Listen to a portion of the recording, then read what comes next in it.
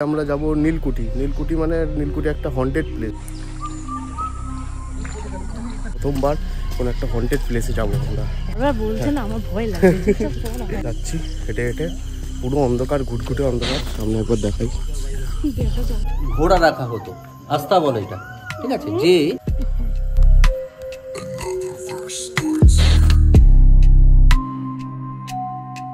Hello guys, welcome back to my channel SMD biker.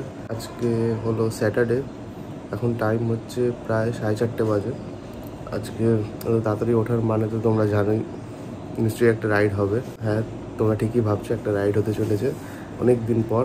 বালাসোরের পর এটা আমাদের ফার্স্ট রাইড। আমাদের ভিডিওটাকে পুরোটা দেখতে হবে জানার জন্য যে কোথায় যাব। আজকে 4:30 বাজে, উঠতে একটু দেরি হয়ে গেছে, আর একটু তাড়াতাড়ি এতক্ষণে বেরিয়ে যাওয়ার প্ল্যান ছিল। মুখের অবস্থা দেখে বুঝতে পারছো, এক্ষুনি ঘুম থেকে উঠলাম। জলটা গরম হতে দিয়েছি, কারণ ভোরবেলা একটু ঠান্ডা থাকে। চান টান করবো, চান টান করে গাড়িটা বার করব। গাড়িটা কালকে পুছে ঠুচে চেনটা লিউপ করে সব করে রাখা আছে। কালকে নিয়ে বেরিয়েছিলাম, তেলটাও একবারে ভরে এনেছি রাতে। এই প্যাকিংও কমপ্লিট, তোমাদের দেখাচ্ছি আমি কী কী নিয়ে যাচ্ছি। বাইরে কিছু এমনি এখনো ভোরের আলো ফোটেনি।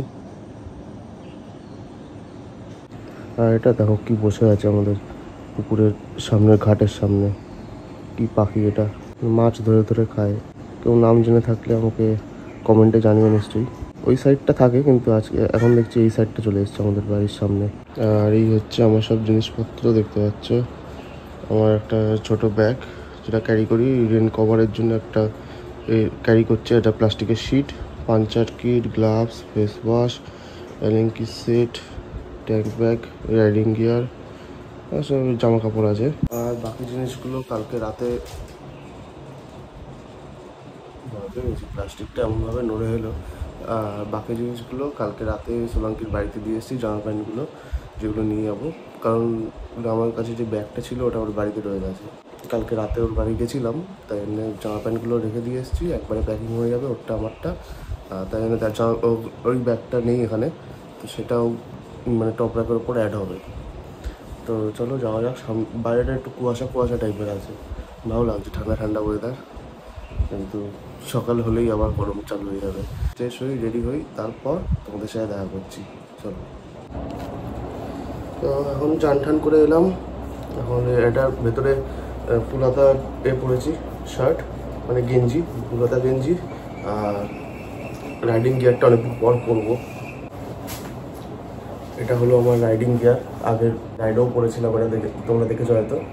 তো আজকে সেকেন্ড টাইম পরবো, এক্সাইটেড করার জন্য।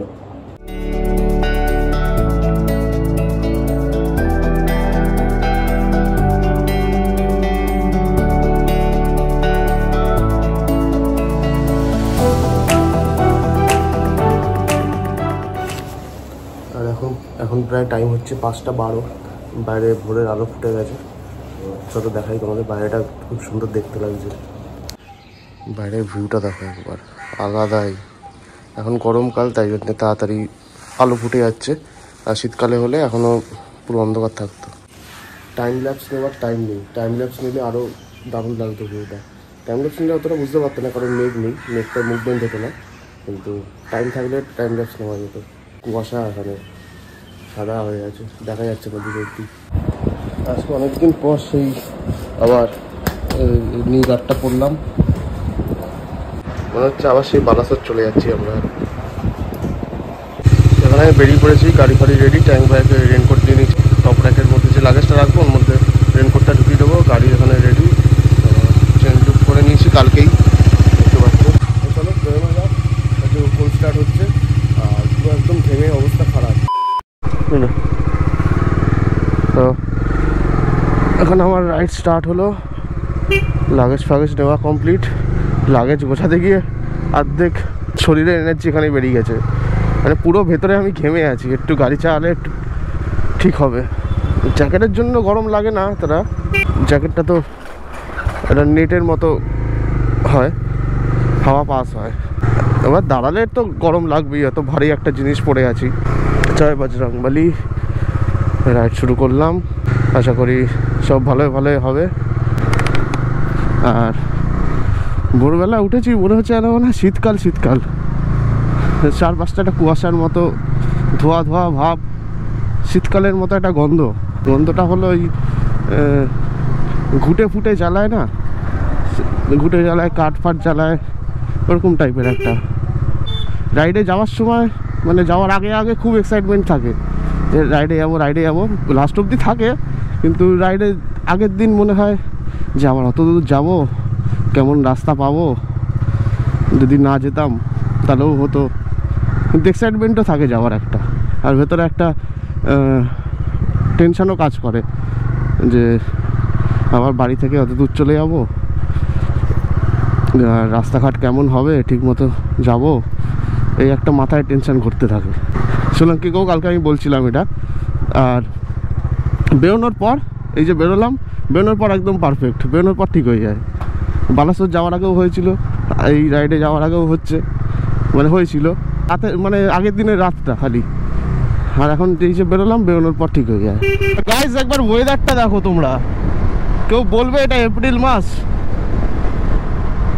আজকে এপ্রিল মাসের মিডিল হয়ে গেল, 19 তারিখ, মিডিলের থেকেও বেশি হয়ে গেছে। কেউ বলবে এটা এপ্রিল মাস? আলাদাই, পুরো চারপাশে একদম কুয়াশা। আর গাড়ি জোরে চালালে ঠান্ডা ঠান্ডা লাগছে। কুয়াশাটা দেখো, চারপাশ পুরো সাদা।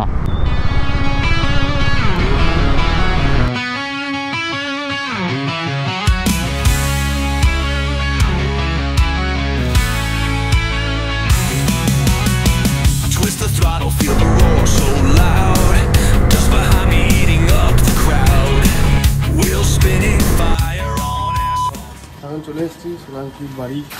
সোলাঙ্কির এই লাগেজটা বলেছিলাম ওর বাড়িতে ছিল, লাগেজটা নিয়ে এখন আমরা রাইডে বেরোবো, তাই তো? এক্সাইটেড? হ্যাঁ, অনেকদিন পর। ছোটখাটো বাট ভালো, ছোটখাটো কিন্তু ভালো রাইড। আশা করি এখন শুরু হয়নি। হ্যাঁ ভালোই হবে, খারাপ কেন হবে? অলওয়েজ থিঙ্ক পজিটিভ, এভাবেই চলছে, আর কিছু করতে হবে না। মানে এই তোর লাগাতে হবে না, রাস্তায় গড়াগড়ি খাচ্ছে। থেকে রাইড স্টার্ট করলাম, এখন আমরা আছি পাটুলিতে। কেমন লাগছে এতদিন পর রাইডে বেরিয়ে? অনেক দিন পর রাইড।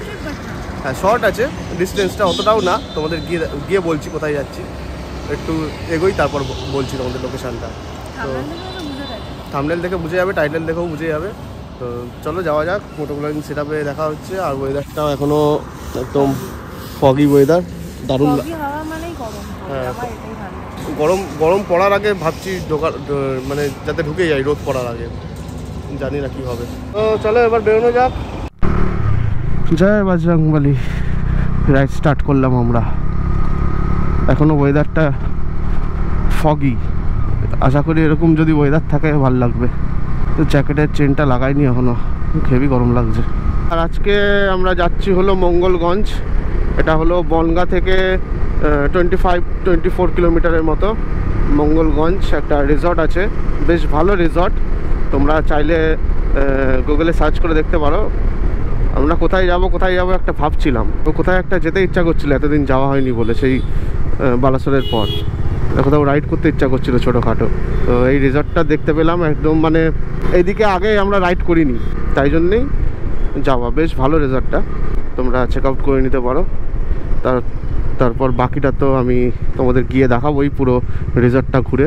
আর আমাদের যে বাইপাস, বাইপাস, ওটা যখন তোমরা ম্যাপে দেখবে তখন দেখাবে বনগাঁ কুলপি রোড, মানে এটা দিয়ে বনগাঁ যাওয়া যায়। বনগাঁ হলো লাস্ট স্টেশন, আর এদিকে হয়তো কুলপি আমি জায়গাটা চিনি না, বনগাঁটা চিনি।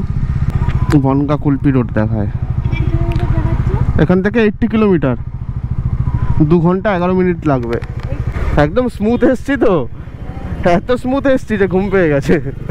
মানে এত স্মুথভাবে এসছি, না স্মুথের জন্য না, স্মুথ আস্তে আস্তে চালিয়েছি তো, 50-60 অমনি স্পিডে, একদম স্মুথ, টানাটুনি নেই। কি হবে টেনে টুনে, জায়গায় পৌঁছানো নিয়ে দরকার।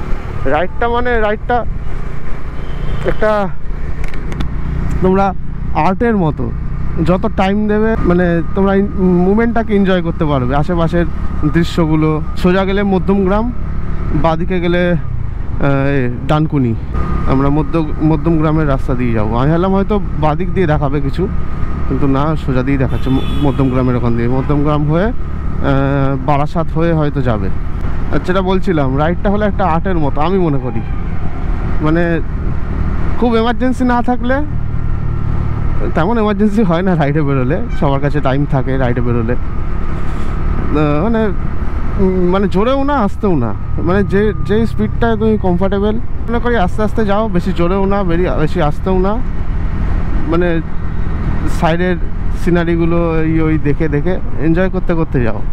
অনেকে আছে টানাটুনি করে একবারে মানে ডেস্টিনেশনে পৌঁছাতে পারলেই হলো। ডেস্টিনেশনে পৌঁছে কী হবে, তার থেকে ভালো মেমোরিজ হবে রাস্তায় জার্নিটা।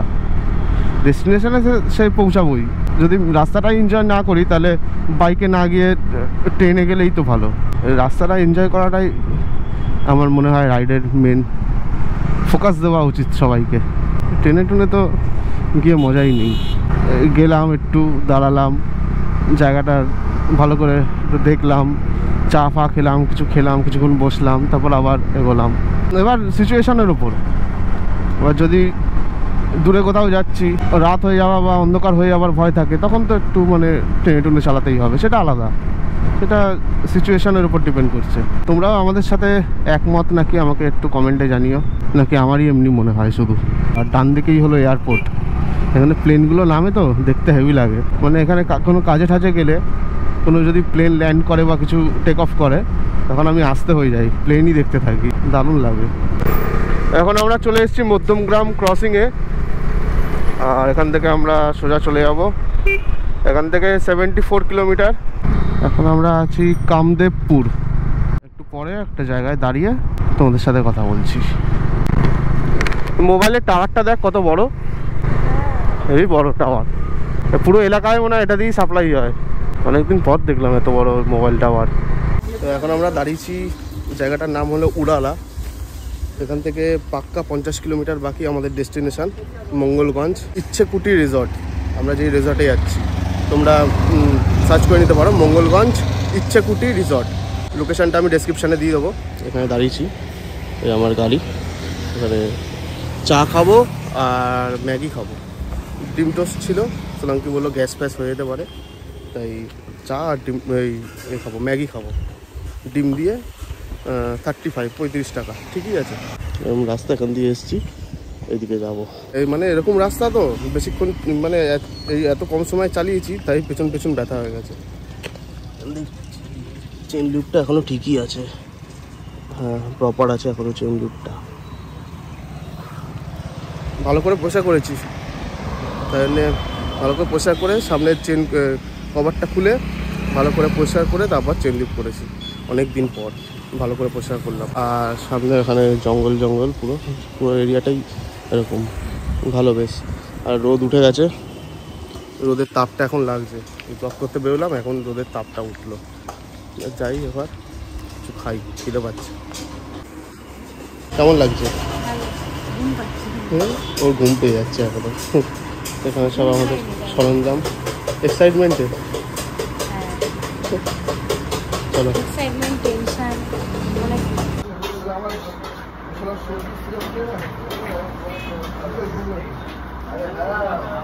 আবার চলে এসছে ম্যাগি, সোলাঙ্কিরও ম্যাগি, আমারও ম্যাগি, ডিম দিয়ে। আর চাটা দারুণ খেতে, এখানে হেভি খেতে চাটা ভালো না? ম্যাগি খেয়ে রিভিউ দে তুই আমাদের ফুড ব্লগার, ম্যাগি খেয়ে রিভিউ দিবি তুই, কেমন হয়েছে রিভিউ দে। চা খেয়ে ভালো লাগছে, একটা অর্ডার দিয়েছি আমরা চা, এবার ম্যাগি খেয়েও রিভিউ দেবে। হ্যাঁ হ্যাঁ, ভালো খেতে, চাটা হেভি খেতে। আমুল গুঁড়ো দুধের একটা স্মেল আছে, সুন্দর। চা ফাঁকা হয়ে গেছে, একটা অর্ডার দিয়েছি। ভালো ওকে। কি মানে অন্য কিছু হবে, বাই বা কিছু একটা হবে। হ্যাঁ, খাওয়া দাওয়া কমপ্লিট। এটা হলো উড়ালা বেতপুকুর মোড় বন্ধু ধাবা। এখানে চাটাও দারুণ, ম্যাগিটাও দারুণ, মানে ডবল নিয়েছি সব, এত ভালো লেগেছে। এখানে আমরা এত ল্যাদ খেয়েছি, এখানে 10টা 15তে পৌঁছাবো দেখাচ্ছিলো, 11টা 15 14 হয়ে গেছে। সামনেই আছে, অত তাড়াহুড়ো করে লাভ নেই, আস্তে আস্তে যাব। আর এখান দিয়ে ভিউটা তো ভালোই, এর উপর আবার বিরিয়ানি ও চিকেন মটন সেন্টার, হেভি লাগছে। আমবাগান এটা, এই কত নিচে নিচে ঝুলছে, দাঁড়ানো গেলে নিয়ে নেওয়া যেত। এই দেখো, কোনো দিকে তাকায় না, নিজের মনে ঘুরে যাচ্ছে।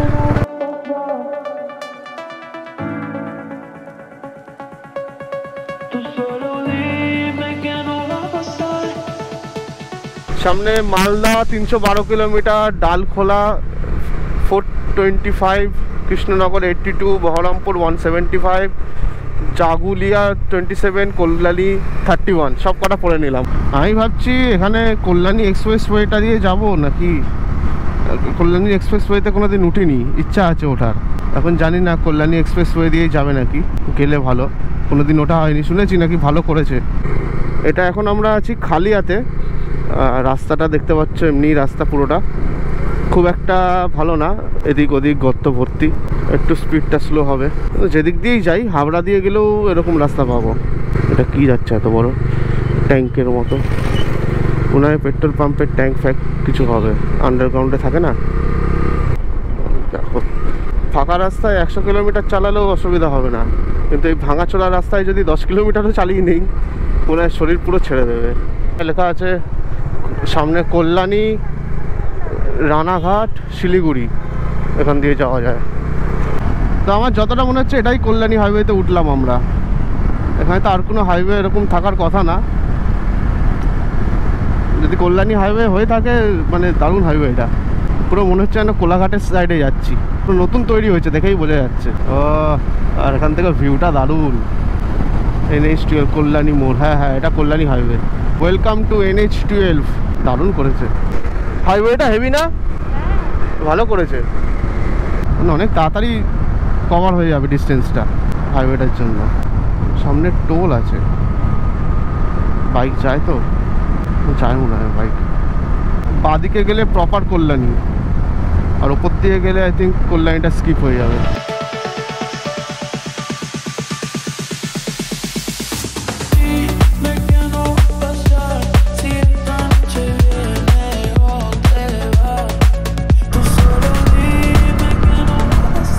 কোলাঘাটের ওইসব রাস্তার থেকেও তো মনে হয় ভালো বানিয়েছে।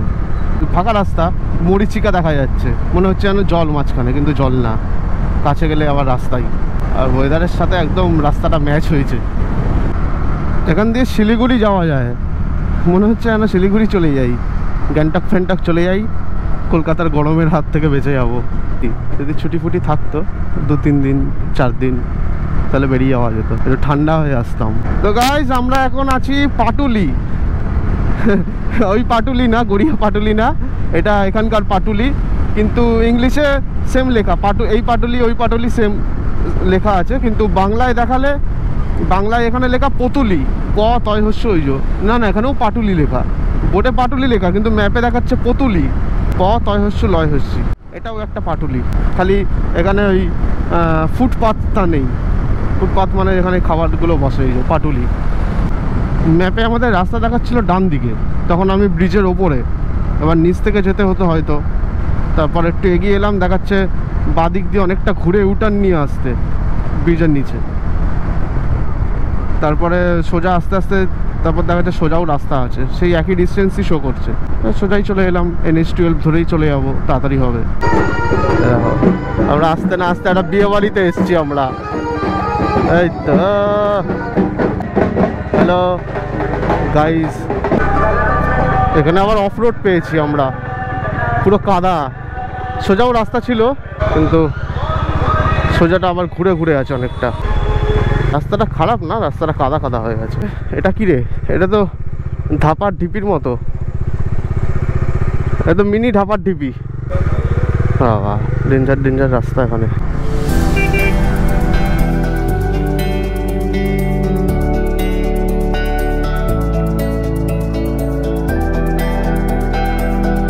তো আমরা এখন চলে এসেছি, প্রায় এখান থেকে 3 কিলোমিটারের মতো বাকি, আর গাছপালা এখানে ভর্তি, আর আম গাছ দেখাচ্ছি তোমাদের, সামনেই আম, সব জায়গায় আম গাছ, একদম হাতের নাগালে আম, কিন্তু নেওয়া যাবে না, সব প্রাইভেট জায়গায় আছে, চেষ্টা করলে নেওয়া যেত, কিন্তু থাক এখন এনার্জি নেই, তো এখানে এত গাছপালা বলে গরম আছে, কিন্তু গরমটা অত লাগছে না। এটা যদি কলকাতায় হতো এখনো শেষ হয়ে যেত। কলকাতা থেকে কম, কলকাতা থেকে অনেকটাই কম।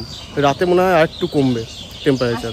হ্যাঁ, রাতে একটু ঠান্ডা ঠান্ডা হবে, কারণ ওখানে এসি নেই, বললো পাখা চালালেই কাজ হয়ে যায় ওদের। এখানে আম গাছ দেখো, সব আম ভর্তি। দিকটায় যাবো এখন, ওই দিক দিয়ে এসছি, অনেক ভাঙা ভাঙা রাস্তা পেরিয়ে এদিকটা যাবো। কলকাতা শিয়ালদা ওখানেই সামনে, ওর থেকে 5 মিনিট। না, আজকেই বেরিয়ে যাবো। হ্যাঁ, আরও আসছে। এখন আমাদের রিসর্ট 500 মিটার, আর এখান থেকে কিছু এমনি রাস্তা আর এমনি ভিউ। আর এখানে কলা চাষ হয় মনে হয়, দেখ কলা গাছ, এই দেখ। এবার মাটির রাস্তা চালু। আমি ম্যাপে স্ট্রিট ভিউতে এটাই দেখছিলাম। চলে এসছি আমরা গাইস ইচ্ছাকুটি রিসর্টে। এটাও কি হচ্ছে? হ্যাঁ, রিসর্ট ইচ্ছাকুটি। হ্যাঁ, এই তো ইচ্ছাকুটি রিসর্ট। এই যে হেভি তো। এখন চলে এসছি মঙ্গলগঞ্জ রিসর্ট ইচ্ছাকুটি।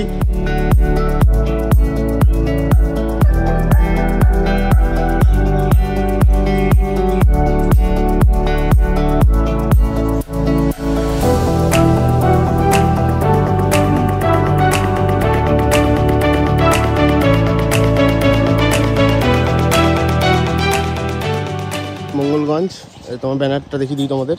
রিসর্ট ইচ্ছাকুটি, মঙ্গলগঞ্জ, বাগদা, উত্তর 24 পরগনা। আসতে না আসতেই ওরা ওয়েলকাম ড্রিঙ্কস দিয়ে দিয়েছে আমাদের। আর এখানে পরিবেশটা দারুণ লাগছে। ওইদিকে টেন্ট আছে, এদিকে এরকম রুম আছে, এদিকে ডিলাক্স রুম আছে, এদিকে আমার গাড়ি। আর আসতে না আসতেই আমাদের ওয়েলকাম ড্রিঙ্কস চলে এসছে। ভালো লাগছে খেয়ে। এত গরমে রাইড করার পর ঠান্ডা ঠান্ডা একটা মন প্রাণ জুড়িয়ে যাচ্ছে। আর এখানে এখন ভিড় আছে, ভালোই ভিড় আছে। তো এখন আমরা চলে এসেছি, যেমনটা বললাম। এখানে আমার গাড়ি পার্ক করে রেখেছি। সামনে হলো রিসেপশন, এই গেট দিয়ে এসেছি আমরা। এই রুমটা আমাদের দিয়েছে ডিলাক্স রুম। ভেতরে ঢুকে দেখালে তোমরা বুঝতে পারবে, একটু পরে দেখাচ্ছি। আর এখানে দিয়ে সব রুম। ওখানে টেন্ট আছে, এখানে এমনি কটেজের টাইপের।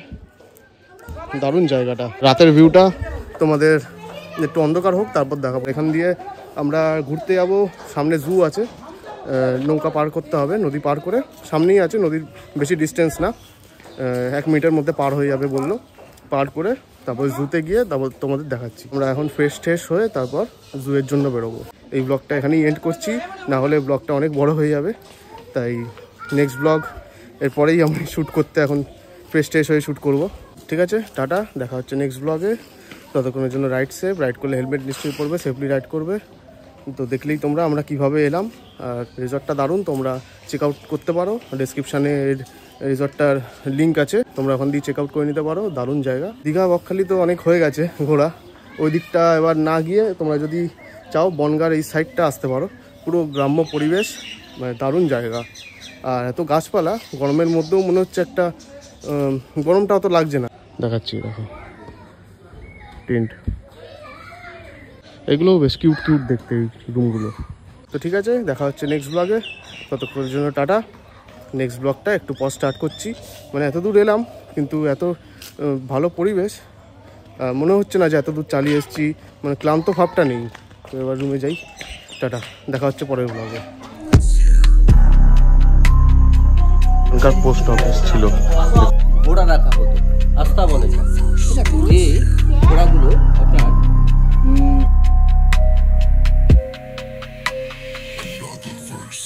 এটা হচ্ছে কোড়ে আর বর্গা দিয়ে তৈরি। ঠিক আছে, কোড়ে কিছু আছে, কোড়েগুলো আছে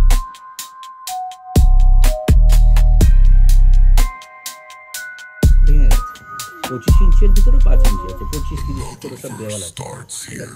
আর এই হলো নীলকুঠি। রাতের বেলায় দেখো, মানে ভয়ঙ্কর দেখতে লাগে রাতের বেলায়।